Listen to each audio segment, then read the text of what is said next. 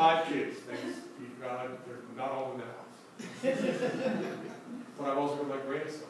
My time is different now than it was 10 years ago, 20 years ago. Every waking moment I've got is I'm thinking, where am I going to go? Where can I take my grandson? What am I going to do? I don't want to spend time doing other things. Every one of you in this room is here because you value the money and the time you spend at work. You don't want to spend time looking for something you don't have to that could be a waste. If somebody pulls you into a dealership, an unethical dealership, not a good one, but one that's like that, they're wasting your time. You deserve better with your time and your money and your energy and your life. Focus on the things you want to do. Spend time like you do your money. And one of the benefits you've got is you can live your life happier, getting faster the deal you're looking for on the vehicle you're looking for, knowing all that. So let's say I take the time, I devote time, and I find the car I want, it's on TrueCar, it's right down the street in Alexandria. I want that car, it's in my budget, let's do it. How do I get that car?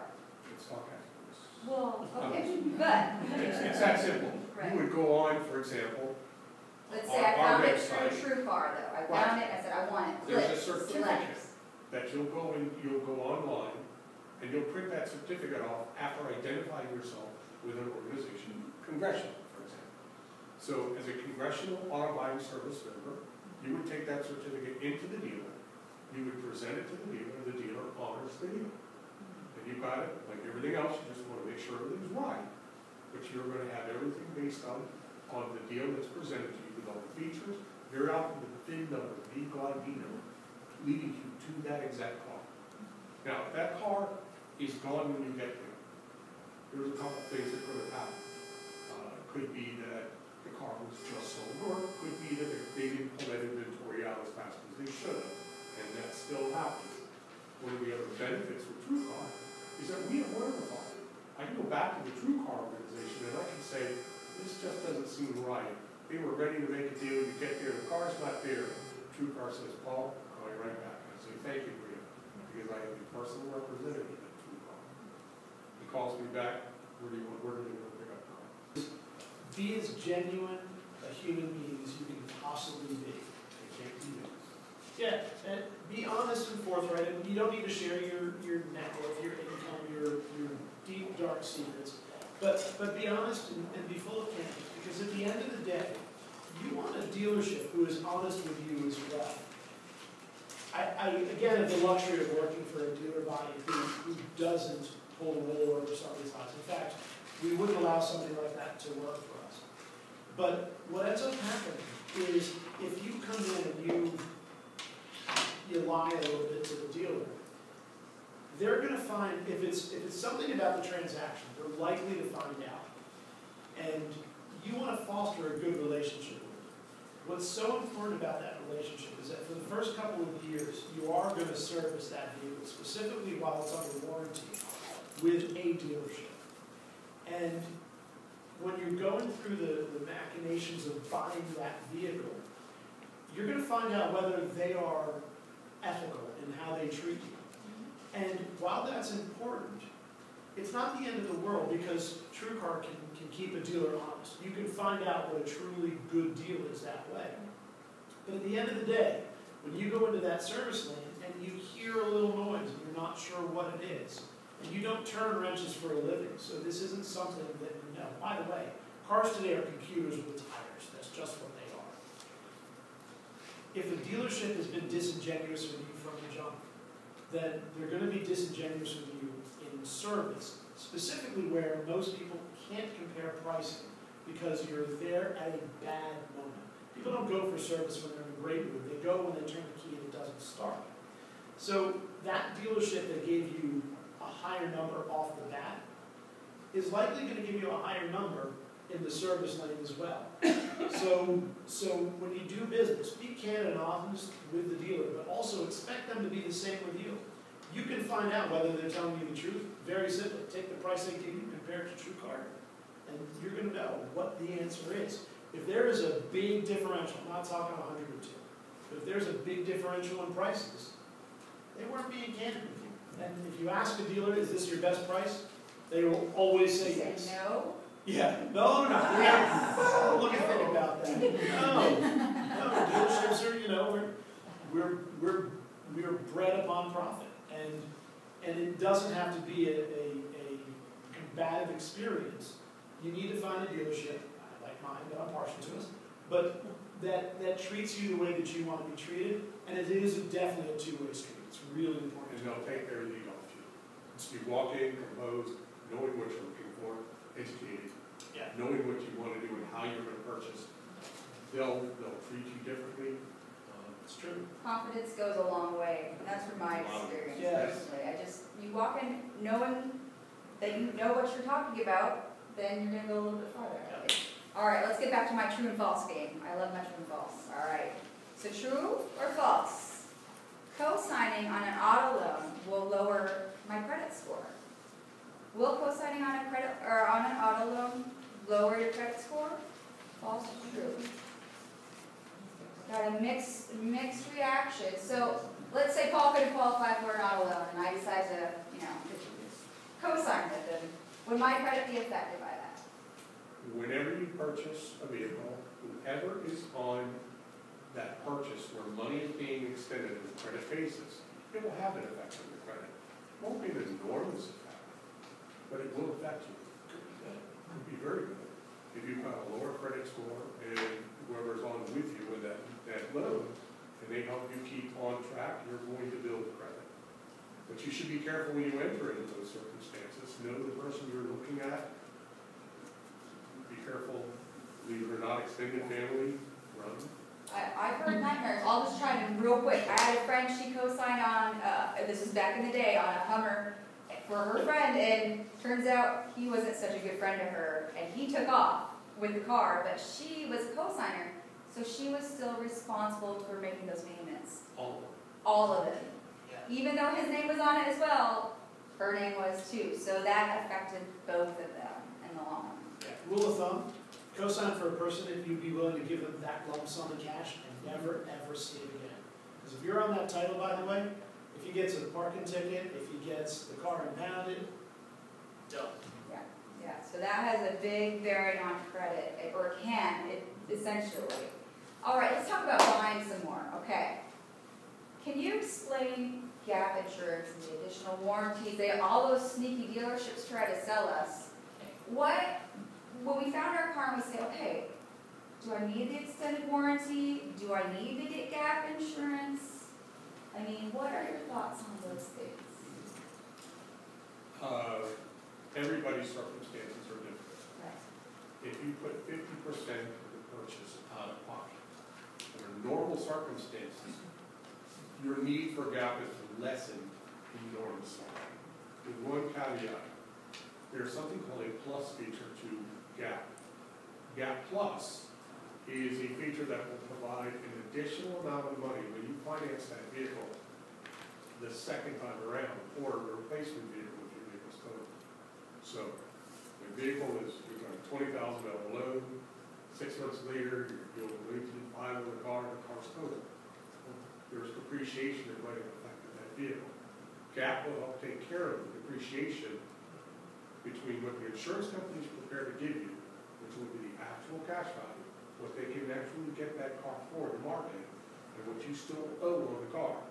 In the beginning of the loan, you're going to owe more, obviously, than you will to this latter car. So GAP Plus will help you there. Many GAP, such as the GAP we offer, will actually cover you in the deductible as well, but not all GAP will. So that, say for example, we had a $500 deductible, and we were shy $1,000 from the insurance company, you as a consumer are going to spend $1,500 more to pay that whole loan off that you didn't have to, so GAP will help you. But in the event that vehicle has to be refinanced, or the vehicle to replace that total loss vehicle, there's an additional $1,000 that can go to the new loan with the credit union to be able to pay down that principal as an additional benefit. So it's not necessarily the perfect thing to do, but we have many members that put a substantial amount in the beginning down in the vehicle and still purchase the GAP Plus. I'm not going to tell them they're wrong, because they have that idea that the $1,000 could be theirs. And we know somebody that went through that and You bet you did. I'll just chime in real quick. My colleague actually got into an accident recently, and unfortunately her car was totaled. Fortunately, she was okay, thank goodness. But she had just gone through the process of refinancing with us specifically, and she tells the story all the time, so I'll just tell you all. She was able to save over $3,500 for the lifetime of that loan for that car, which is huge, $3,500. That's so much money. It's money in her pocket. And then she got the Gap Plus when she refinanced, and when she got rear-ended and totaled her car, she actually got $1,000 to go towards her new car, and her loan was paid off. Her loan was paid off and taken care of because she still owed, I think, quite a bit. She only had the car about 2 years. So that saved her. And that's just one of the things that we like to offer our members, because our members are what make the credit union, really. So anything we can do to help you financially and mobility upwards, we're definitely trying to assist as much as we can. And in terms of the warranties, without going too far and deeply into it, warranties can be a very good idea. So please understand, like everything else we've talked about this evening, not all warranties are the same. There are aftermarket warranties, which are not necessarily bad warranties at all. And there are manufacturer's warranties. Each one has strengths. Each one has weaknesses that you can exploit to the benefit of the consumer, but sometimes the seller can actually exploit you as well.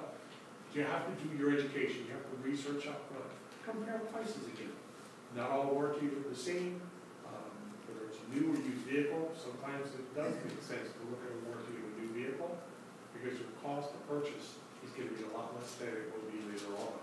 And it could be later on. Most people forget about that magic, hey, that manufacturer warranty's gone. They forget. How many of you have bought a subscription that says 30 days, if you change your mind, you don't have to keep it? Does anybody? I did. I always forget to How many of you disenroll forgotten things. to cancel it? Get my point? Yeah, definitely. I think it's perfect. Okay, so moving right along, right? Any questions right now? How are we doing? Any questions? I have one. If I'm looking for a used car, I've thought about my options in something like CarMax, dealership pre-owned, or something like a lease turn-in. Can you speak to kind of what the pros and cons of those are? So, let's start with the basics. A used car is a used car is a used car. There are a couple of different ways to buy a used car. There's a dealership certification process, which just means that the dealership has prescribed a certain number of checks that their shop is going to do to see that that car is reliable. It is almost the same thing as a manufacturer certified car, except for with a manufacturer certified car, you have some recourse because the manufacturer has a nationwide warranty on that car. A used car you need to shop just like you would a new car, but every used car is different. We used to joke that we can't just call the used car factory to order you up a perfectly good 2,700 Ford with 63,000 miles with purple and pink leather inside. You just can't do that. I don't know, right? It's pretty. But what happens is when you compare used cars, you're going to find that the prices are different all over. You will pay a little bit more for a manufacturer certified car, but you get a warranty with that. Now, to touch on the CarMax thing, CarMax does a good job of having a very low-key selling approach. But their prices are not the lowest in the market. They don't advertise that they're the lowest in the market. What they advertise is that it's a no-hassle, no-haggle experience. And that's a good way to buy a car, speaking as a guy who runs a store who does business the same way. In fact, we joke internally that we were CarMax before CarMax was CarMax. The difference is we're more competitive than they are. And this is not a commercial for me. CarMax is a great place to buy a car as long as it works for your particular situation. You aren't going to go in there and bomb out the market and get the best price in that car. But you'll have an easygoing experience with somebody whose goal is not to bump up their pay by getting you to pay more. So if you're looking for a used car, we would tell you that you can start online. Go look at cars.com, auto trade. There's truly there's truly probably 10,000 places you could go looking for cars. And I see our cars for sale on sites all the time. You just pull a feed and just re-advertise because you make money that way. But if a used car is what you want, set out a few things. First, budget, always. And then figure out what it is that you want, and which of those cars fits in your budget. If you're looking for something that's fairly mainstream, a car that they sell a lot of, like most of the cars that we in this room buy, you're gonna see them for sale all over the place. It's a pretty easy way to figure out what they go for these days. The challenge is, you don't know what the lowest they're gonna sell that car for is, unless you go to a posted price place. And there can be a very, very wide range in that. It doesn't matter what somebody owns a car for, what only matters rather, is what that car is gonna bring on the open market. If this is a car and I have it for sale, and you want it and he wants it, you guys are gonna set the price on the market on that car. If this car costs me $30,000 and you're only willing to pay me 20, he's only willing to pay me 21, it's worth $20,000 to $21,000 all day long. But protect yourself going into it, know what you want, know what your budget is, and also know that another one will come along. What was that last part? Another car will come along. A very big mistake that people make is, I gotta have that car. I gotta have it. Don't lock it. I did that. I'll be honest. I did that. Not to cut you off. Yeah. I went into the dealership. I went in to get my Honda worked on, and the catalytic converter was blah blah blah blah blah broken. They're like, it's gonna be $1,200. Well, I'll just go get a new car. You know. Yeah. But I saw it on the lot, and I went, oh, and then he knew right away. They won that round. They Yeah. did. But so just don't sell yourself short and be like, oh, that one. Ah. Yeah. So. And yeah. take your time. Yeah. I mean, there is no rush. Another car, these are not diamonds where there's one like it. They make millions and millions of cars every year. Let me tell That's you crazy. a really quick story. One of the issues that I have very often is part of your education is the research you're looking for. You have to drive the car. There's a perception in the car industry, they're gonna make you drive the car. That's right, and they should. Yeah. They absolutely should, but especially for used cars, okay? Problem is, people go into a dealership, they go, I don't necessarily want to drive a new car, drove it down the street. I get that part, but the used car, you gotta do it. But they're afraid, especially for used cars, okay? Problem is, people go into a dealership, they go, I don't necessarily want to drive a new car, drove it down the street. I get that part, but the used car, you gotta do it. But they're afraid. Why are people afraid when they go through the door to drive that car? Because most people get mad at the dealer when the individuals say, I just don't want that. Think about that for a moment. You get mad at the dealer is just basically reflecting, I'm sorry, your brains are spilling out. You're telling me you love this car. So because you love this car, we'll charge you less money for it. It doesn't work that way. That's That's not why you what have they to told do your me. education, right? That's not what they told me. So, but driving the car is a critical piece to the used car. Make sure that there's one or two features and options. Be very careful about falling in love with an option, because if there's a better deal right next to it, there's one option, balance it out. Like anything else, there are trade-offs. Don't get tunnel vision on that special feature. Listen, and features change over time. A few years ago, everybody had to have navigation in their car. Had to have it. Yeah, and it wasn't just for the navigation. It was so their knucklehead neighbor would be like, oh, he's got navigation, check him out. Well, now every car has a screen, and we all carry, I say we all, but the vast majority of us have a phone. I have 5 different navigation systems in here that are all free, they're all updated instantly, and for the most part work better than a manufacturer's And navigation you can system. choose the best voice we want to. And we can definitely choose the best voice available. And at the end of the day, we laugh about certain things in the car business. And one of those is the person who comes in and says, I have to have a red car with tan interior. Have to. People do have to have that color. But if you ask somebody what they drive, if they've owned their car for greater than 6 months, they'll likely say, oh, I drive a Honda Accord. If they've had it for fewer than 6 months, they'll say, I drive a blue Honda Accord. Because after a few months, you just see your car as your car. It's really an appliance, let's be realistic here. And don't be tricked into paying more for something that you're not going to need down the line. DVD players. That was all the rage too. You know what? Every kid in the world has a tablet now, or they steal mom and dad's phone. You don't need options. Don't bump up the price on something you think that you're going to need. Time's going to be the real arbiter here. You're not likely to need it. All right, so we're just a few more things, then we'll follow up with any other questions, if that's all right. So we bought the car, everything's smooth sailing, we got that great deal, got that great rate.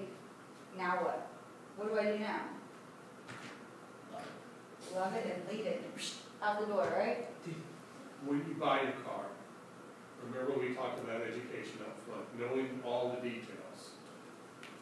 You go into an F&I office, which both Financing Eric, insurance. yes, Eric and I have both done that. And you have to sign documents that basically say, these certify that the data, the information you collected is what's being represented here on this vehicle. Here's your cost. Here are the things that are associated with the vehicle. Here are the conditions about the vehicle. Could be a high mileage car, as is, which means the dealer has no responsibility to fix any more about that vehicle if there's something to find. The point of it is, you need to know what you're looking at. You need to read the documents. Now, I'm going to tell you right now, I've been doing this in So 1990, I'll say. You're not going to read everything. You don't have to read the back. And you can't. You can't, there's no way to do it. But you can look at the most important things. Look at the sale price. Make sure that hasn't been adjusted.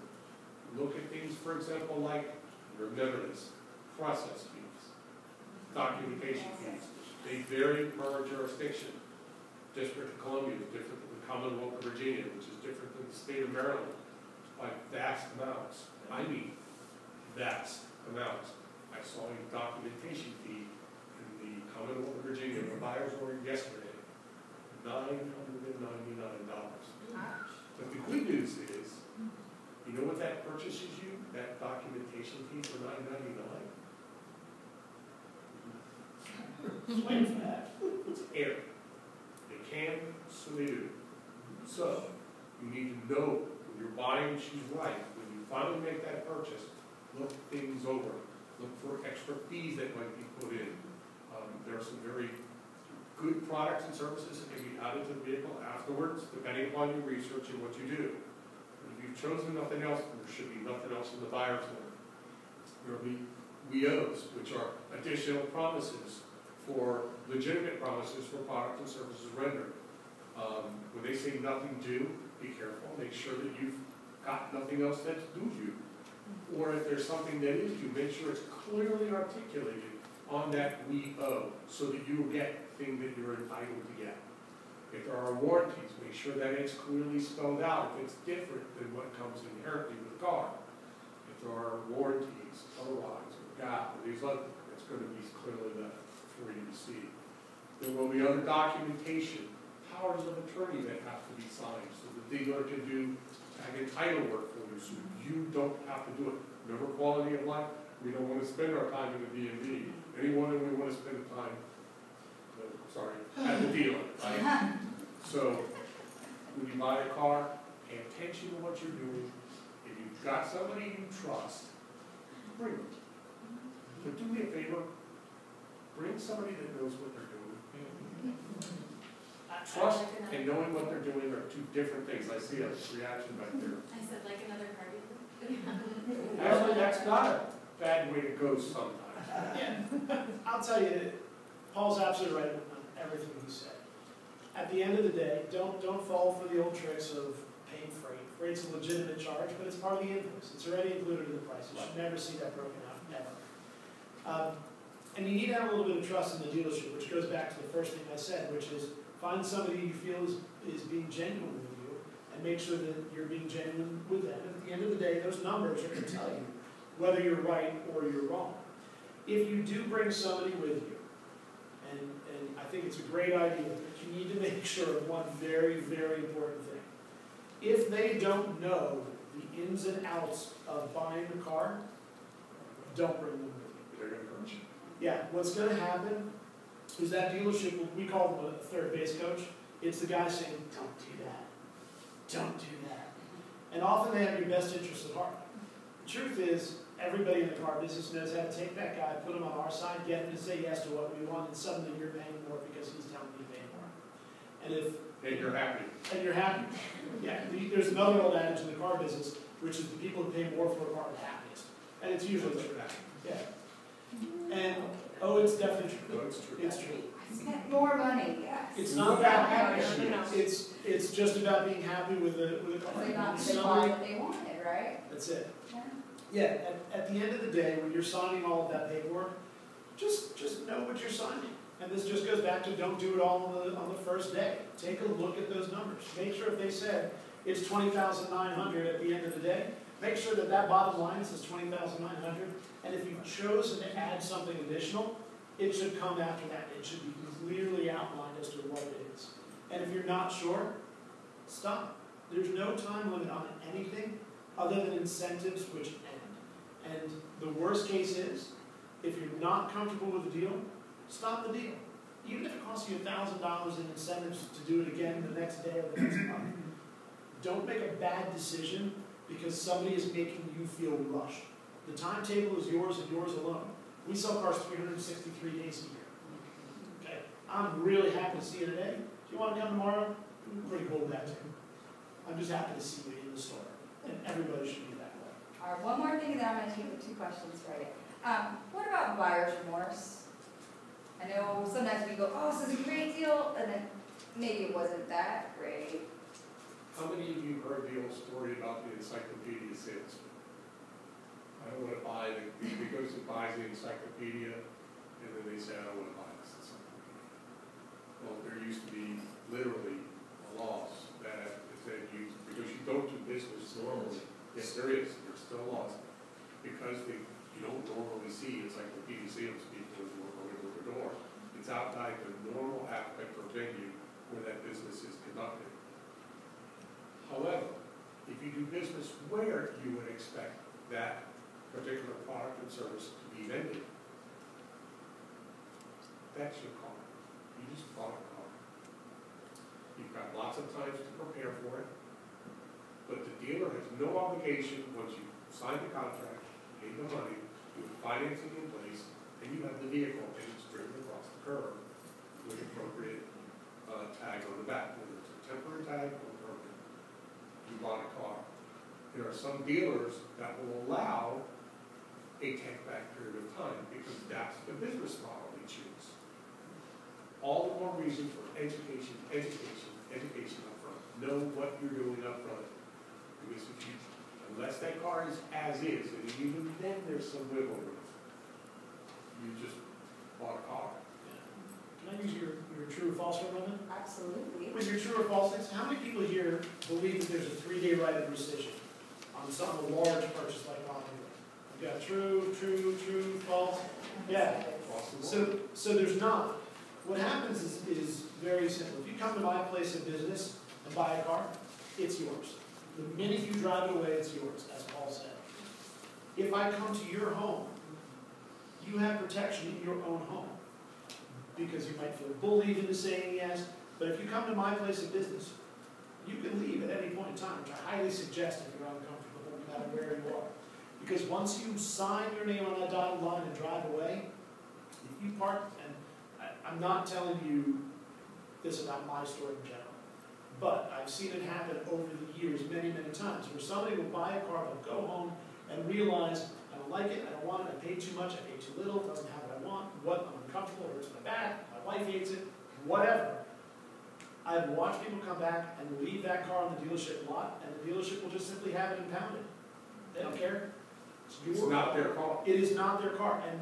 And I'm a very consumer-friendly person. I work for a company who's extraordinarily consumer-friendly.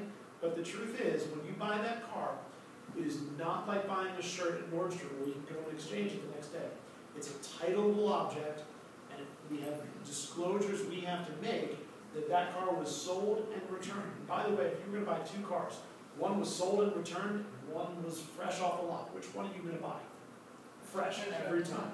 Every time. And there could be nothing wrong with that other vehicle. But there's nothing anybody can do to make you feel at ease about that. Now, we offer a 5-day return policy on every used car that we sell because we want you to have that opportunity. opportunity to do that. But not every dealership does. Find out before you enter into a contract, what happens if I get home and I say, and it doesn't fit in my garage? Should have measured before. Yeah. Right? I mean, that's being prepared if I'm You'd not be mistaken. really surprised at how many people park their cars on the Okay, I have two questions, ma'am and then gentleman. Just really quickly, is there an obligation, it seems like there's an obligation to move forward in the process when you test drive, so can you kind of? No obligation whatsoever. Great question. Our job as a dealer is to help you make an informed decision. Not only should you test drive, don't buy a car without test driving. Test drive as many as you want to. Be respectful of the dealership's time, but by all means drive it. And if at the end of the day they say you have to buy a car and you test drove it, that is absolutely not true. Right, I'm gonna tell you a secret, he may not know this part. One of the biggest concerns that people have about test drives is that feeling like there's a sense of obligation. It is not. As a matter of fact, that's part of their business model, they teach you to walk and talk. They want you to follow, get you in the car, because the odds go up instantly. But you really can't make a wise purchase otherwise. People are conditioned that way, so they're fearful of the very thing they're looking to get. Yeah. So my recommendation is, and you're going to think I'm crazy, but he'll verify that for you. He's nuts. When you go into the dealer, once you go into the dealer, and you want to tell the dealer, especially if they're saying, you got to test drive the vehicle, and they're asking you all kinds of questions, it's not a problem. I want to test drive the vehicle. And the good news is, I'm going to buy a car soon. I figure it'll take me about 17, 18 months. I've only got about 17 or 18 cars to drive, but the good news is I've already driven 3. He's telling the truth. I'm absolutely telling you the truth. He's telling the truth. Why? Why am I telling you to use something that seems this kind of far-fetched? It's because the dealers very often train their staff, this is what's got to happen. And the managers are telling them, you don't let those people leave unless we talk to them. And you have to go with them on a test drive. There's so much pressure. The pressure, no, you're not going to make a purchase right away. Very often they're going to go, give them keys, get a driver's license. When they get back, get a little information. Real quick question. Yeah. When I give him my license and I go do my test drive, do they pull my credit? Right No. there? Well, They better not. Well, They if better they not, do, they work in federal law. Yes. Never. That's period. But, just piggybacking on what Paul said, also, drive it in the rain. I know this sounds completely counterintuitive. Every time it rains, when people come look for cars, they're like, I can't drive, it's raining. Well, guess what? No, they do it all the time. And part of it is people are afraid to break a new car, they're unfamiliar with it. B-R-A-K-E.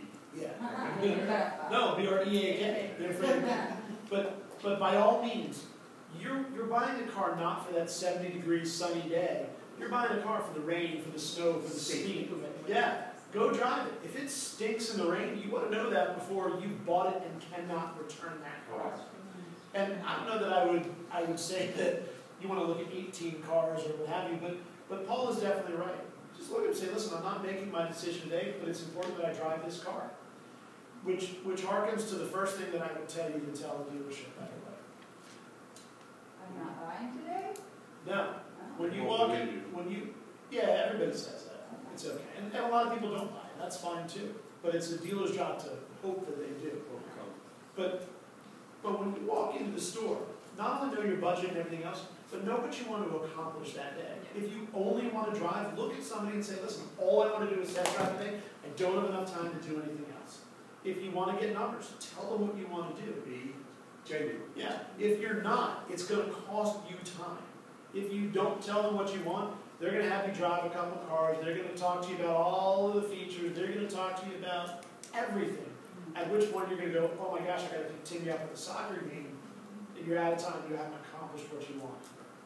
Thank you. And gentlemen, you have one question. I have really two, but first, short. Is there is there a personal property tax in Virginia on a lease? Great question. Personal property tax, is there that on a leased vehicle? That was the question in Virginia. I'm not an expert, but I believe the answer is yes. But it's No, easy enough, it's, just Google it, it's easy enough to find. Yeah, And call me, I've got my cards up here, and I'll get you names. And years ago, there absolutely was. And I say that because we had to keep it in the lease contract. I do believe it's still there, but they bill you independently of that because Right. leasing companies didn't want to pay it anymore. So that's a big cost. It Yes, is, know your it is, cost. absolutely. Upfront. Yeah. Yes. And then, second one is there any buyback, states around?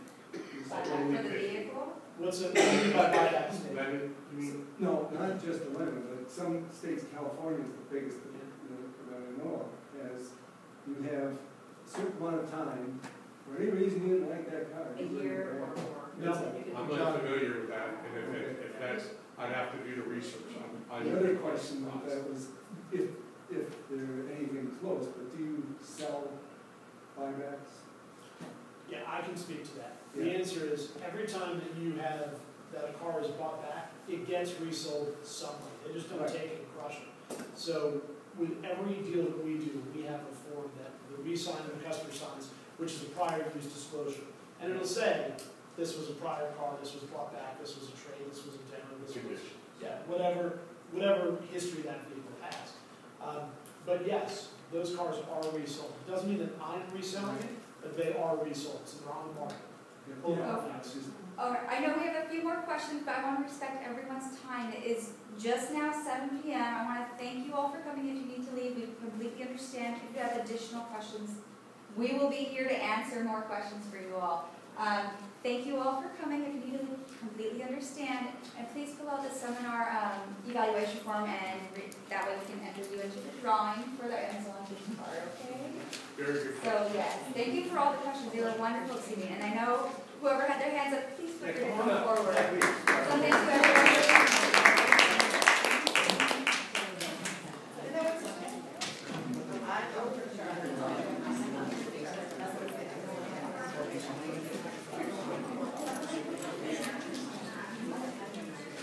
You had a number of different ways to get credit score, maybe with a 0, instead of a 0 indicator, and then you go back and you go to which prices are there, instead of getting information.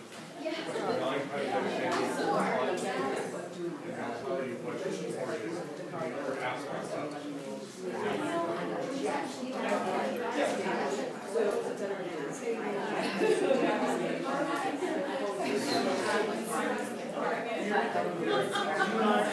Here's what I can see. First of all,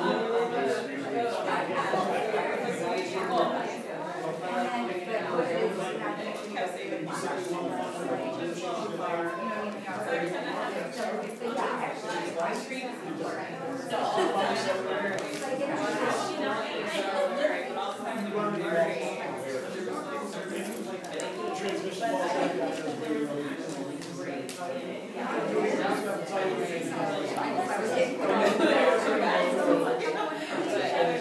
Maryland, you get tax credit for trading. Sure.